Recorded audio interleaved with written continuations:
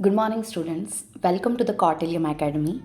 Today we will start the new chapter in the science. So basically आज से हम science series जो है वो स्टार्ट करने वाले हैं, जहाँ पे हम क्लास 10th के जो सारे चैप्टर्स हैं वो 1 to 1 जो है वो हम क्लियर करेंगे और उनके बारे में जो है वो जानेंगे कि आपके लिए लाइक द बोर्ड एग्ज़ामिनेशन के लिए जो है दोनों के लिए इम्पॉर्टेंट क्या होगा इसमें से।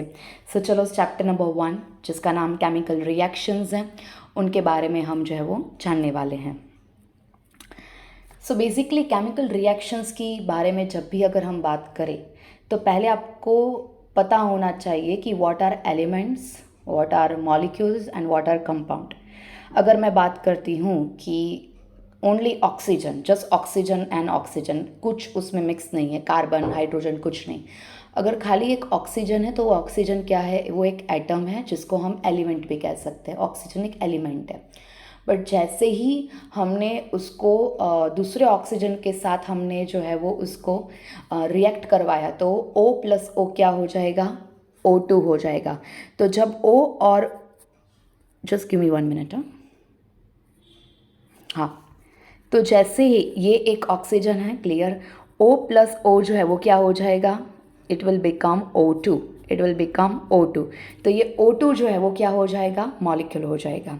जैसे ही हमने ऑक्सीजन को जो है वो हाइड्रोजन के साथ मर्ज कर दिया तो ये क्या हो जाएगा, ये हो जाएगा 2H2O। समझ में आया आपको? तो ये क्या बन जाएगा, ये बन जाएगा कंपाउंड बन जाएगा। ओके, सो बेसिकली यहाँ पे मैं आपको यही कहना चाहती हूँ कि ये जो केमिकल रिएक्शंस जो होते हैं वहाँ पे आपको एलिमेंट, कंपाउंड और मॉलिक्यूल के बारे में आपको पता होना चाहिए। तो जब भी ये मॉलिक्यूल्स या जब वो कंपाउंड बनाते हैं तो जो रिएक्शन होता है इन दोनों के बीच में उनको क्या बोला जाता है, केमिकल रिएक्शंस बोला जाता है। हमेशा याद रखना कि जो रिएक्ट करता है उसको रिएक्टेंट बोला जाता है। For example C+O2 is equal to CO2। तो ये जो आपको ये जो लेफ़्ट साइड में जो ये यहाँ पे देखने को मिल रहा है विच इज C+O2, तो ये जो रिएक्टेंट है जो लेफ़्ट साइड में है, जो केमिकल रिएक्शंस में पार्टिसिपेट कर रहे हैं, और ये जो राइट साइड में उनको प्रोडक्ट बोला जाता है, जो एक प्रोडक्ट है उस रिएक्शन का। मतलब कि लेफ़्ट साइड में जब ये दोनों जो है वो रिएक्ट करेंगे तब जाके ये क्या बनाएंगे, रिएक्टेंट बनाएंगे, उनको रिएक्टेंट कहा जाता है। और ये जो है वो क्या है, उसको बोला जाता है प्रोडक्ट। और ये दोनों साथ में मिला के क्या बनाते हैं, chemical reactions. I think it is very much pretty clear with you कि केमिकल रिएक्शंस का मतलब क्या होता है। यहाँ पे अगर आपने देखा होगा डायग्राम में, मैं जूम कर देती हूँ आपको, 1 मिनट। तो यहाँ पे आपको कॉपर सल्फेट CuSO4 सॉल्यूशन जो है वो आपको यहाँ पे देखने को मिल रहा है, राइट। और उसमें उन्होंने क्या ऐड किया है, आयरन नील को जो है वो ऐड किया है। थोड़े टाइम के बाद आपको ये जो ब्लू कलर का जो ये कॉपर सल्फेट सॉल्यूशन है वो आपको ग्रीन कलर में जो है वो देखने को मिलेगा। किस कलर में आपको देखने को मिलेगा, ग्रीन कलर में। क्यों? क्योंकि ये जो कॉपर सल्फेट है वो कॉपर हो जाएगा और ये जो आयरन है वो आयरन सल्फेट हो जाएगा। वो कैसे होता है वो हम आगे के स्लाइड में पढ़ेंगे।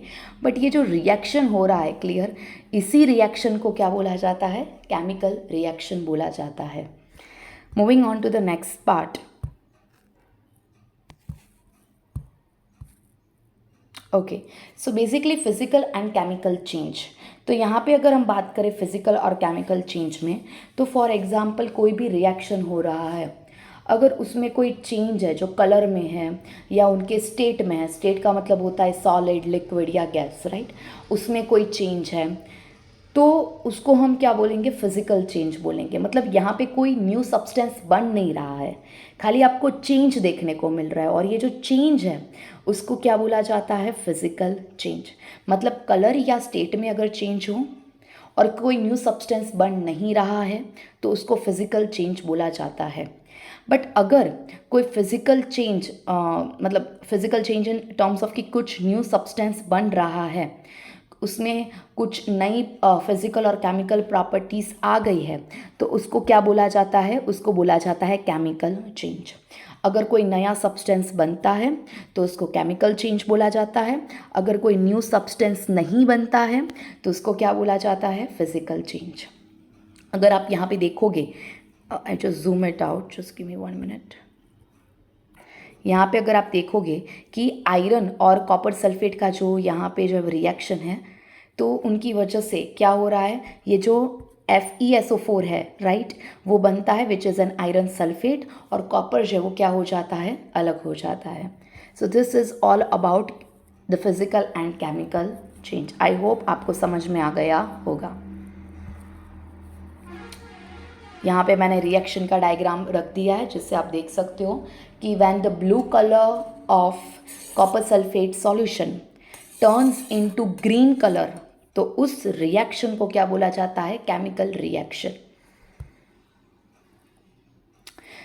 अभी यहाँ पे जब भी अगर आपको केमिकल इक्वेशंस अगर आपको लिखने हैं तो आपको कुछ बातें जो है वो पता होनी चाहिए। जैसे कि फॉर एग्जांपल सॉलिड्स है तो उनको हम कैसे डिनोट करेंगे, छोटू एस से करेंगे which is a small letter S, right. अगर आपको लिक्विड को डिनोट करना है तो आप स्मॉल लेटर एल कर सकते हो। गैसेस को करना है तो जी है, छोटू जी है। एक्वियस सॉल्यूशन है तो आप AQ उसका शॉर्ट फॉर्म लिखोगे। अगर आपको कहीं पे भी AQ वर्ड या GLS देखने को मिले तो आपको तुरंत समझ जाना है कि that is actually a short form for aqueous solution, gases, liquid और सॉलिड। अगर आपने कभी देखा होगा एरोज में, कुछ एरोज आपको अपर डायरेक्शन में देखने को मिलते हैं और कुछ एरोज आपको डाउनवर्ड डायरेक्शन में देखने को मिलते हैं। तो अगर आपको कोई एरोज अपर डायरेक्शन में देखने को मिल रहा है दैट मीन्स कि उस रिएक्शन के अंदर कोई गैस जो है वो प्रोड्यूस हुआ है। कोई भी गैस हो सकता है, वो कार्बन डाइऑक्साइड हो सकता है, ऑक्सीजन है, हाइड्रोजन है, नाइट्रोजन है, राइट। तो अगर कोई केमिकल रिएक्शन हो रहा है और उसमें से अगर गैस जो है अगर वो बाहर निकल रहा है that is denoted by the arrow, but it is in which side, upper side, okay. अगर आपको कहीं पे डाउनवर्ड जो डायरेक्शन में अगर आपको एरो देखने को मिल रहा है दैट मीन्स उस रिएक्शन में क्या फॉर्म हुआ है, प्रेसिपिटेट। वो छोटे छोटे क्रिस्टल्स होते हैं ना जो फॉर्म हो जाते हैं which makes a layer very much different from one another, तो उसको हम प्रेसिपिटेट कहते हैं। आगे हम देखेंगे law of conservation of mass. ये बहुत ही इम्पॉर्टेंट है आपके लिए, आपको पता होना चाहिए being a science student that what is law of conservation of mass. आपने 9th स्टैंडर्ड में आपने बहुत सारे लॉज जो है वो पढ़े होंगे, तो ये आपके केमिस्ट्री का पहला लॉ है which is what is all about the conservation. तो पहले तो एक बात हमेशा ध्यान में रखना कि कोई भी केमिकल रिएक्शन हो, राइट, कोई भी एटम जो है वो क्रिएट या डिस्ट्रॉय नहीं होता, ये याद रखना। In any of the reaction, in any of the chemical reaction no atoms can be created और डिस्ट्रॉयड। ना आप उसको क्रिएट कर सकते हो ना आप उसको डिस्ट्रॉय कर सकते हो। जैसे कि फॉर एग्जाम्पल जस्ट हम देखते हैं, वेट, फॉर एग्जाम्पल कि जैसे कि C+O2 गिव्स CO2, ओके। तो कार्बन और ऑक्सीजन जो है वो क्या देते हैं, कार्बन डाइऑक्साइड देते हैं। अगर आप इनको अच्छी तरह से देखोगे तो आपको यहाँ पे कार्बन के कितने एटम्स देखने को मिल रहे हैं, क्या कोई मुझे बता सकता है कितने एटम्स जो है वो कार्बन के हैं, और ऑक्सीजन के कितने एटम्स हैं?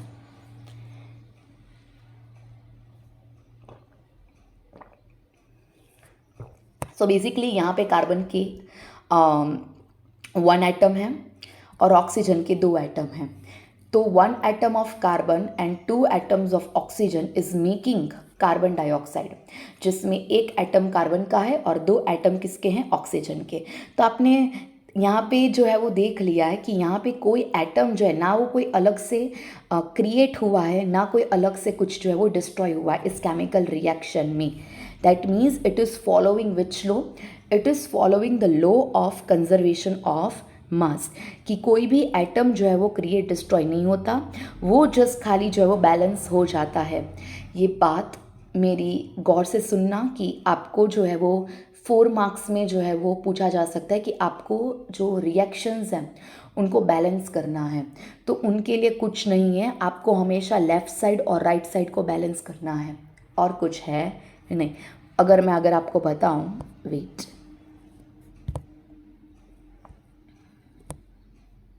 Just give me 1 minute. Okay, हाँ, तो अगर मैं यहाँ पे बताऊँ कि आपको देख लेना है कि लेफ़्ट साइड में कितने आइटम्स हैं और राइट साइड में कितने आइटम्स हैं, वो आप उनको देख के ही आप जो वो बैलेंस कर सकते हो। अगर हम बात करें यहाँ पे दूसरे points law of conservation of mass की, तो अगर आपको वो डेफिनेशन में 1 मार्क में अगर पूछा जा रहा है तो आप यहाँ पे लिख सकते हो कि जितना केमिकल रिएक्शन में जितने भी प्रोडक्ट का जो जितना भी मास होता है वो रिएक्टेंट का टोटल मास होना चाहिए, तब जाके ये लॉ ऑफ कंजर्वेशन होगा। मतलब कि अगर यहाँ पे जो है वो एक एटम कार्बन का है तो राइट साइड में भी एक एटम कार्बन का होना ही चाहिए। अगर ऑक्सीजन के 2 एटम्स हैं तो राइट साइड में प्रोडक्ट में भी 2 एटम जो है वो ऑक्सीजन के होना चाहिए, तभी जाके ये law of conservation of mass को जो है वो आप जो है वो समझ पाओगे कि ये it is all about to how to balance the equation.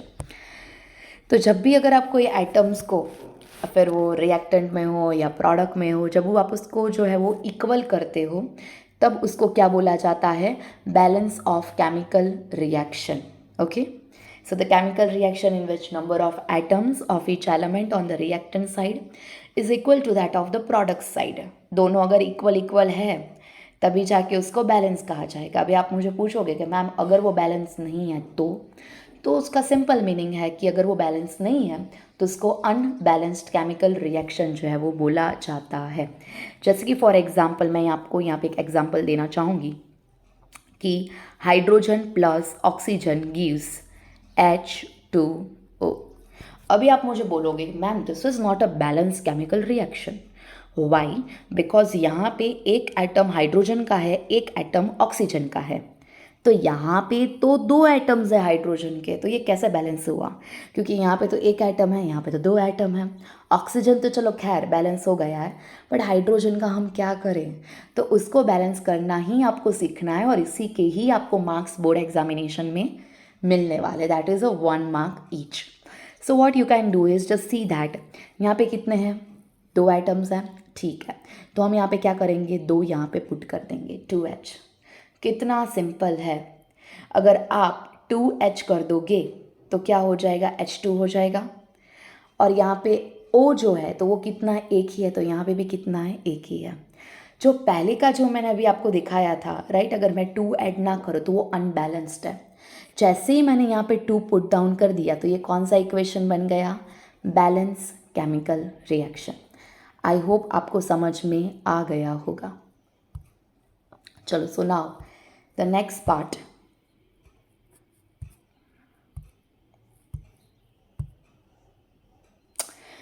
सो यहाँ से आपका जो चैप्टर नंबर 1 है उसका इम्पॉर्टेंट जो है वो यहाँ से स्टार्ट होता है। आपको बोर्ड एग्जामिनेशंस में कोई भी डेफिनेशन या कोई भी 2 मार्क्स में, 3 मार्क्स में आपको रिएक्शंस के बारे में जो है वो पूछा जाएगा। तो ये आपको पता होना ही चाहिए कि what is combination reaction. Combination reaction का मतलब होता है, जैसे कि मैं आपको बताऊँ, मुझे एग्जांपल्स देना बहुत ही अच्छा लगता है, और वो भी डेली वाले, जिससे क्या है कि जो स्टूडेंट्स हैं वो रिलेट कर पाते हैं। जैसे कि अगर आपको लगता है कि चलो आज तो हम बनाएंगे खिचड़ी, राइट, तो खिचड़ी बनाने के लिए, खिचड़ी इज़ एक्चुअली अ प्रोडक्ट ना, हाँ, तो खिचड़ी एक प्रोडक्ट है, और खिचड़ी बनाने के लिए आपको कौन कौन सी सामग्री चाहिए, what are the things you needed to make a khichdi is actually dal, then rice, then sabjis, right, then masalas, okay।